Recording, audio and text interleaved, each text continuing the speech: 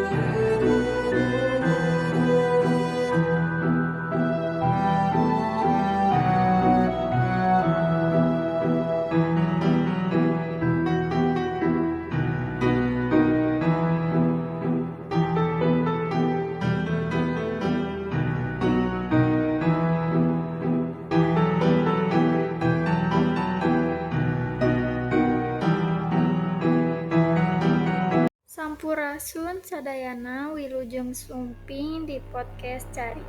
Abdi Lana Septina bade neruskeun carita jurik cai.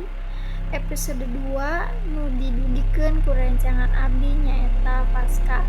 Kumaha kalanjutanna? Mangga dangukeun.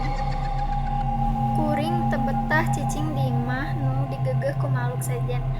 Teuing jurik, teuing sabangsa jin nu puguh mah di kamar cai ayaan, teu mikir panjang ku kuring imah de iklankeun dina lapak online, hargana dimurahkeun duit ladang eta teh rek dijieun imah deui nu rada leutik tapi di tempat nu egar.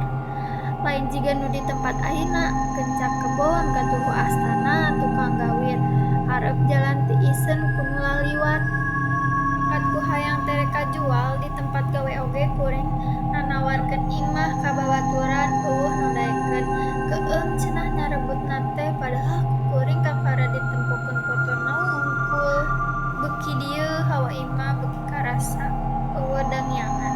Unggal penting kuring jarang bisa sare tinggal. Loba sora nu kadenge ti dapur, sora pantong muka, sora nyiring kursi, nepi ka sora tik kelentring juga jelas kiring di hareup.